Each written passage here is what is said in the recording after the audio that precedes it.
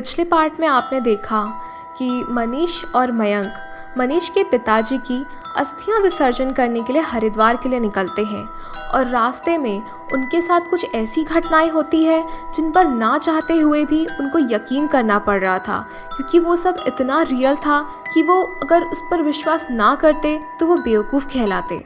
उन्हें हरिद्वार जाने के रास्ते में बहुत सी ऐसी चीज़ें दिखाई दी और सुनाई भी दी जिन पर यकीन करना बहुत ही ज़्यादा मुश्किल हो रहा था। आगे जाते ही उन्हें एक ढाबा नज़र आता है जहाँ पर वो चाय पीने के लिए रुक जाते हैं। वहाँ के वेटर ने उनसे कुछ ऐसी बातें की जिसे सुनकर वो लोग बहुत ही दंग रह गए थे। उस वेटर ने आगे ये बताया कि आप जिस किसी की भी अस्थियाँ हरिद्वार में विसर्जन करने के लिए जाते हैं तो रास्ते में वो शख्स आपके साथ मौजूद होता है। उस वेटर ने मयंक और मनीष से कहा कि आप लोगों ने भी शायद उस शख्स की मौजूदगी महसूस की होगी या शायद नहीं भी। जब उस वेटर ने मौजूदगी के एहसास वाली बात की तब मयंक और मनीष एक दूसरे की तरफ देखने लगे और उन्हें ऐसा लगा कि ये वेटर तो वही सारी बातें कर रहा है जो वो किसी को बताना चाह रहे थे। जब वो ये सारी बातें सुनकर बहुत ज़्यादा घबराने लगे तब उस वेटर ने कहा कि आप सभी घबराइए मत, सभी के साथ ऐसा होता है। अभी तक जितने भी लोग अस्थियां विसर्जन करने के लिए जाते हैं वो ये सारी चीज़ें महसूस करते हैं। वो चीज़ें आपके साथ होती हैं पर वो आपको नुकसान नहीं पहुंचाती। आपको डरने की कोई ज़रूरत नहीं है। उस वेटर की ये सारी बातें सुनकर मनीष और मयंक को थोड़ा बहुत हौसला मिल रहा था, पर वो बहुत ज़्यादा घबरा भी रहे थे और फिर वो दोनों उस भरे हुए कप की तरफ भी देख रहे थे, उस तीसरे कप की तरफ जो उनके टेबल पे रखा हुआ था। उस वेटर ने कहा कि आप इस तीसरे कप को यहीं पर रखे रहने दो और आगे जाकर अगर आप कुछ भी करोगे या कुछ भी खाओगे तो एक प्लेट आप अलग से उस तीसरे शख्स के लिए निकाल कर रख देना। यही प्रथा होती है और यही नियम भी होता है। उन दोनों ने फिर उस वेटर की बात मान ली और अपनी चाय बिस्किट खाने के बाद वो दोनों अपनी जगह से उठे और पैसे देने के लिए वो दोनों उठकर दूसरे टेबल पर गए। जब तक वो वेटर उनके कितने पैसे बने ये बता ही रहा था कि तभी अचानक से उन्हें उनके टेबल से कुछ गिरने की आवाज़ आई और जैसे ही उन दोनों ने पलट कर देखा वो तीसरी चाय का कप नीचे गिरा पड़ा था और जब उन्होंने देखा तो आसपास कोई भी नहीं खड़ा था। ये देखकर उन दोनों की हालत और भी ज़्यादा ख़राब हो गई।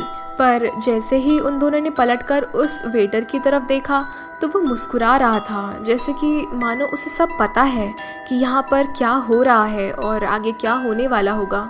वो वेटर समझ गया था कि मनीष और मयंक के साथ ये सब पहली बार हो रहा है, वो ये सब चीज़ों से फेमिलियर नहीं है। तब उस वेटर ने वापस से उन दोनों को समझाने की कोशिश की और उनसे कहा कि आप लोग डरिए मत, ये सारी चीज़ें सभी के साथ होती हैं और सभी ये सब चीज़ें महसूस करते हैं। ये सब समझाते वक्त उसने ये भी कहा कि जब आप हरिद्वार में अपनी पिताजी की अस्थियां बहाएंगे तो एक बार प्रणाम ज़रूर कीजिएगा। उसके बाद उस चीज़ को मुक्ति मिल जाएगी और आपको दोबारा कभी इस डर का एहसास नहीं होगा या ऐसा एहसास आपको कभी नहीं होगा कि आपके साथ कोई और भी मौजूद है। इसके बाद मनीष और मयंक ने एक दूसरे की तरफ देखा। उन दोनों का डर से बुरा हाल था, पर उन्हें एक चीज़ अच्छी भी लग रही थी कि इस वेटर ने उनसे 2-4 अच्छी बातें ही की हैं। उन्होंने उस वेटर को पैसे दिए और वहाँ से जाने लगे। जाते वक्त मयंक ने मनीष से यही कहा कि हो सकता है कि हमें अभी तक जिसके होने का एहसास हो रहा हो वो तुम्हारे पिताजी ही हो, क्योंकि अभी तक उस चीज़ ने हमें कोई भी नुकसान नहीं पहुँचाया है। मनीष ये सारी बातें सुनने के बाद थोड़ा बहुत खुश हो गया था। उसे ऐसा लग रहा था कि उसके पिताजी हैं उसके आसपास। पर मयंक की हालत ख़राब होने लगी थी क्योंकि उसे ये सब चीज़ों पर भरोसा नहीं था और उसे ये सब चीज़ों का एहसास हो रहा था पहली बार, तो उसकी हालत बहुत ही ज़्यादा ख़राब हो चुकी थी। जब आगे जाकर उन्होंने और भी रास्ता तय कर लिया तब करीब 50 किलोमीटर की ही दूरी रह गई थी, पर उस 50 किलोमीटर के बीच उन्हें कुछ ऐसे एहसास हुए जिसे अगर कोई भी फील करेगा तो उसके भी रोंगटे खड़े हो जाएंगे। उस पूरे 50 किलोमीटर के रास्ते में उन्हें बहुत ज़्यादा ही महसूस हो रहा था कि उनके साथ कोई है। कभी मयंक के कंधे पर उसे ऐसा लगता था कि किसी ने अपना हाथ रख दिया है, तो कभी मनीष को ऐसा लगता था कि उसके सर पर किसी ने हाथ फहराया है। ये सारी फीलिंग्स उन्हें बस एक डर का एहसास करवा रही थी। कहीं ना कहीं मनीष ये जानता था कि ये हमारे पिताजी की ही आत्मा है, पर उन्हें अंदर ही अंदर डर भी बहुत लग रहा था, क्योंकि ये सारी एहसास उन्हें पहली बार हो रहे थे जिन पर वो यकीन नहीं करते थे। उस पूरे रास्ते वो दोनों डरे और सहमे से ही थे, एक दूसरे से ज़्यादा बातें भी नहीं की, बस उन्हें डर का एहसास हो रहा था। पूरे रात उनके साथ कुछ ना कुछ ऐसे हादसे होते ही रहे। फिर करीब 6 बजे वो सुबह सुबह हरिद्वार पहुंच गए थे। सुबह हो जाने के बाद उनके साथ वो सारी चीज़ें होना बंद हो गई थी, और जब वो हरिद्वार पहुँचे तो वो सबसे पहले पंडित जी के पास गए, और उन्हें पता था कि पंडित जी को शायद इस बारे में ज़रूर पता होगा। जब वो पंडित जी के पास पहुँचे तो उन्होंने पंडित जी को सारी बातें बता दी जो भी उनके साथ रास्ते में हुआ था। सारी बात सुनने के बाद पंडित जी हंसने लगे और उन्होंने कहा कि सभी को ऐसा एहसास नहीं होता, सिर्फ उन्हें ही होता है जिनसे वो इंसान करीब हो सकता है कि तुम उसके बहुत करीबी रिश्तेदार हो, इसलिए तुम्हें इतनी ज़्यादा चीज़ें महसूस हुई हैं। पर अब तुम फिक्र मत करो, जैसे ही ये अस्थियाँ पानी में बह जाएंगी वो सारे एहसास बंद हो जाएंगे। फिर थोड़ी देर के बाद वो सभी गंगा नदी पर चले गए। पंडित जी ने थोड़ी पूजा पाठ की, उसके बाद उन दोनों ने अस्थियों को पानी में बहा दिया।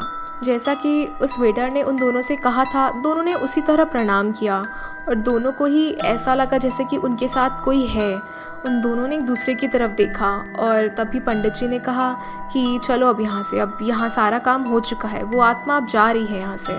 सारा काम ख़त्म करने के बाद मनीष और मयंक एक रेस्टोरेंट चले गए और वहाँ जाकर उन्होंने खाना खाया, पर इतने देर तक भी उन्हें वो एहसास दोबारा से कभी भी नहीं हुआ। उन्हें ऐसा एक बार भी नहीं लगा कि कोई थर्ड पर्सन है उनके साथ या उसकी मौजूदगी। इस हादसे के बाद मयंक ने उस कार को 1 महीने और चलाया, पर 1 महीने के बाद उसे शायद कुछ ज़्यादा ही डर लग गया था, क्योंकि वो ये सब चीज़ों पर बिल्कुल भी विश्वास नहीं करता था। पर जो चीज़ें उसके साथ हुई और जो भी चीज़ें उसने महसूस की, उसके बाद वो उस कार को चलाने से उसे थोड़ा डर लग रहा था, इसलिए 1 महीने के बाद उसने उस कार को बेच दिया। मनीष ने मयंक को बहुत समझाने की कोशिश की कि पंडित जी ने जैसा कहा था बिल्कुल वैसा ही हो रहा है। उसके बाद से हमने ऐसा एहसास वापस से फील नहीं किया, पर मयंक कुछ ज़्यादा ही डरा हुआ था, तो मनीष ने फिर उसे रोका नहीं। अब भी मनीष को वो सारे एहसास बहुत अच्छी तरह से याद हैं। उस वक्त कोई हमारे साथ ना होते हुए भी हमारे साथ था। सबसे अच्छी बात तो ये है कि अब हमारे पिताजी की आत्मा को शांति मिल गई है, क्योंकि हमने दोबारा से कभी ऐसा कुछ महसूस नहीं किया। इसका मतलब उस आत्मा को अब शांति मिल गई है।